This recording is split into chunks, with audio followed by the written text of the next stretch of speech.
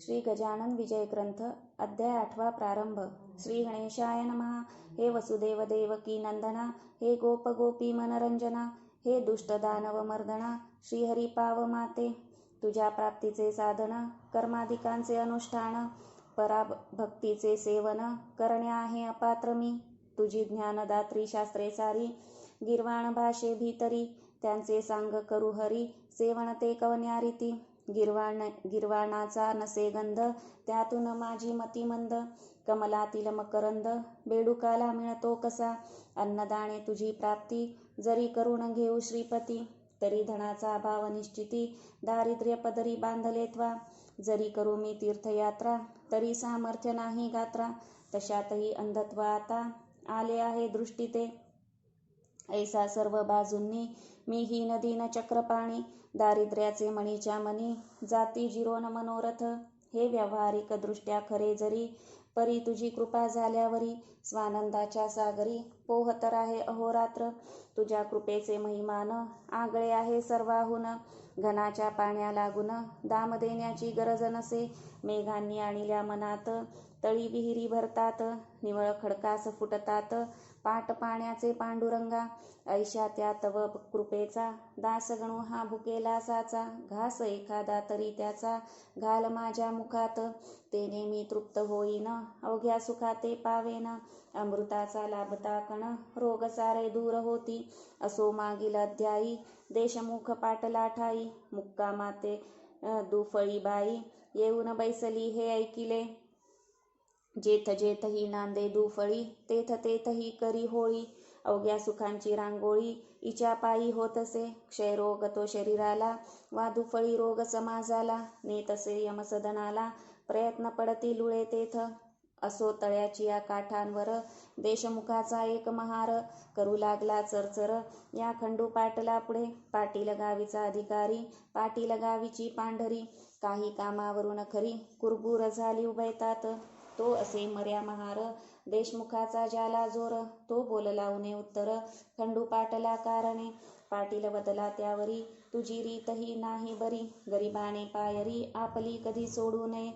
उनी उत्तरे बोलण्याचा, अधिकार आहे देशमुखाचा. तुझ्यासारख्या नकट्याचा, नाही हे जाण मनी.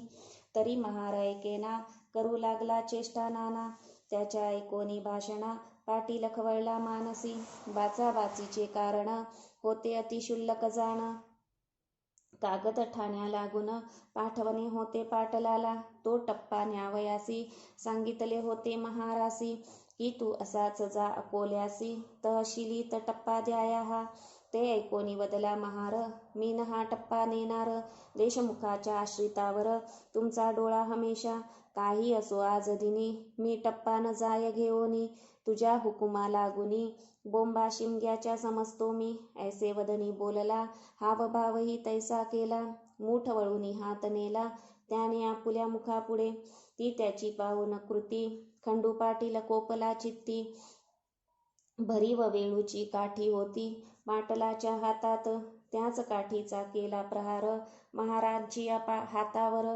पाटील मूळचा जोरदार, त्याने रागे केला प्रहार हा. त्या प्रहारे करुनी, हात गेला मोडूनी. महार बेशुद्ध होऊनी, पडता झाला भूमीवर. पाटील दुसऱ्या महाराला, गेले टप्पा द्यावयाला.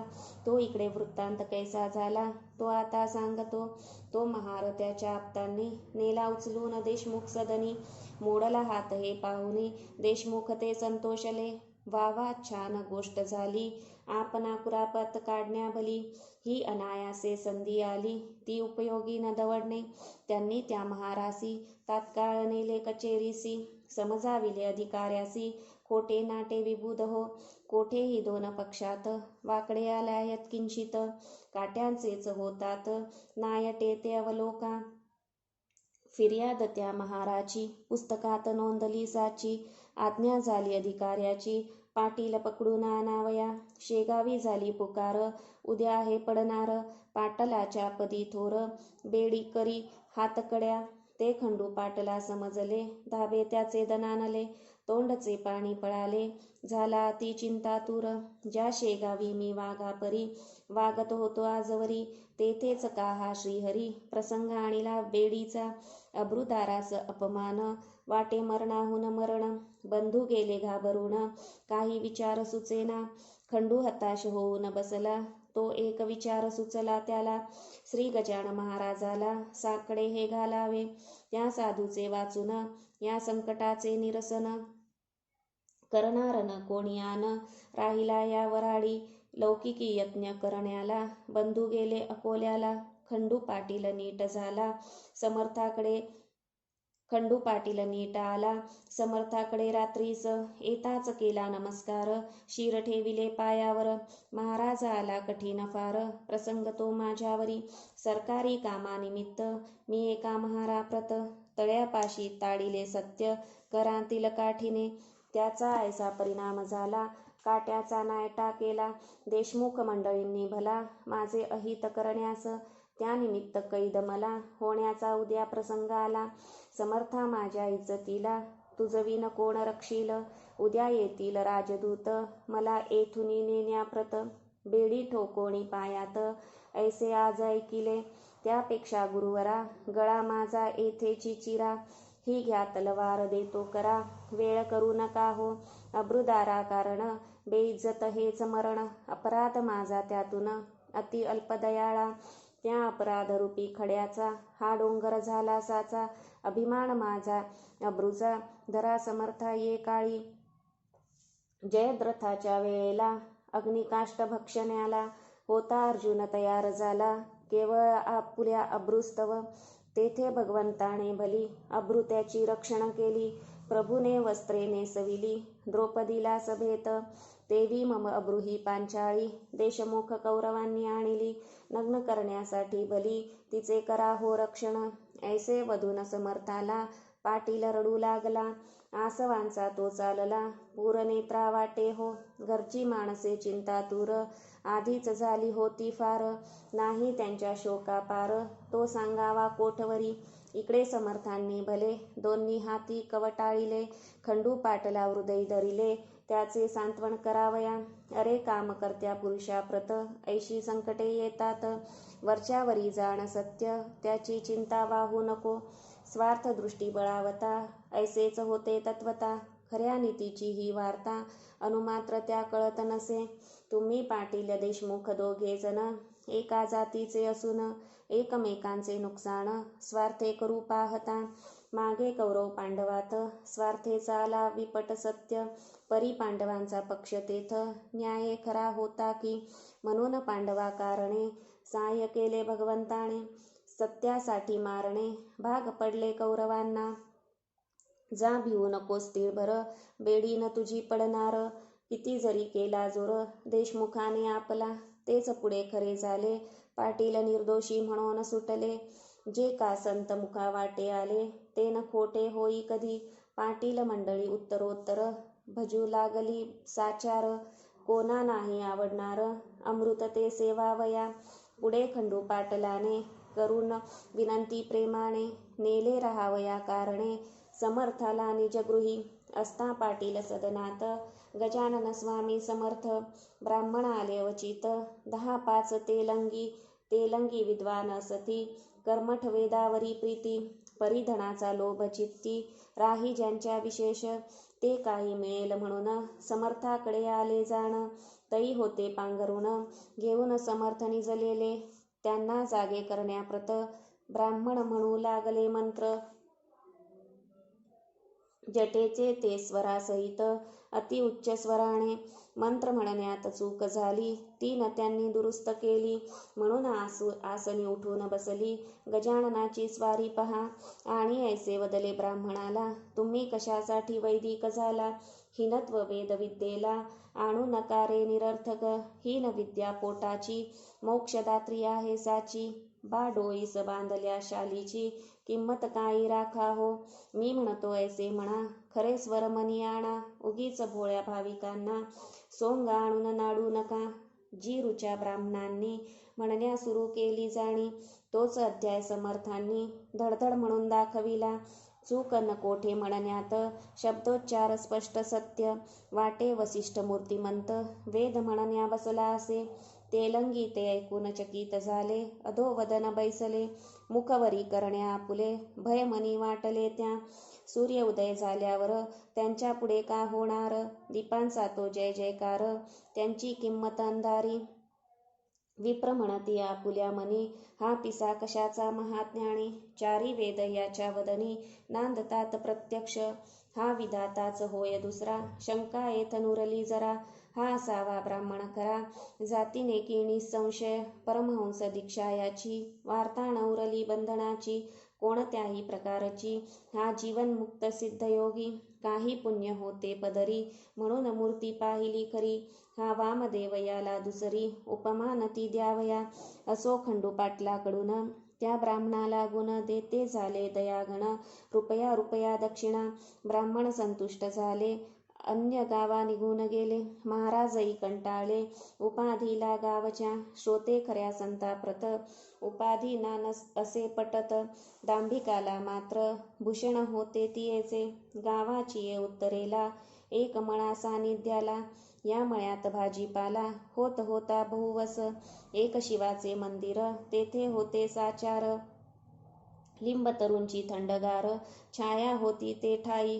हा कृष्णाजी पाटलाचा, मळा होता मालकीचा.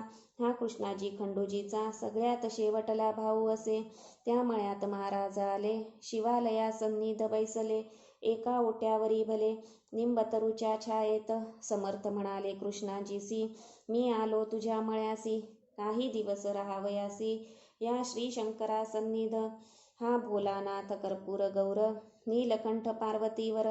हा राजराजेश्वर आहे अवघ्या देवांचा. तो तुझ्या मळ्यात रमला, म्हणून मीही विचार केला. येथे येण्याचा तो भला, दे साऊली करून. ते वाक्य ऐकिले, 6 पत्रे आणविले. ओट्यावरी छप्पर केले, कृष्णाजीने तात्काळ. समर्थांनी वास केला, म्हणून मळा क्षेत्र झाला. राजा जाय जयास्तला, तीच होते राजधानी. महाराजांचे बरोबर होता पाटील भास्कर. सेवा करण्या निरंतर, दुसरा तुकाराम कोकाट्या. खाण्यापिण्याची तरतूद सारी, निजांगे कृष्णाजी पाटील करी. समर्थ ते जेवल्यावरी, तो प्रसाद घेत असे. असो गजाननस्ता मळ्यात, गोष्ट घडली अद्भुत. येथे झाले फिरत फिरत, 10-20 गोसावी ते ठाया. समर्थांचा बोलबाला, त्यांनी आधीच होता ऐकिला. म्हणून त्यांनी तळ दिला, येऊनी या मळ्यामध्ये. गोसावी म्हणती पाटलासी, आम्ही आहो तीर्थवासी. जातो रामेश्वरासी, भागीरथीला घेऊन. गंगोत्री जमनोत्री केदार, हिंगलाज गिरनार डाकोर.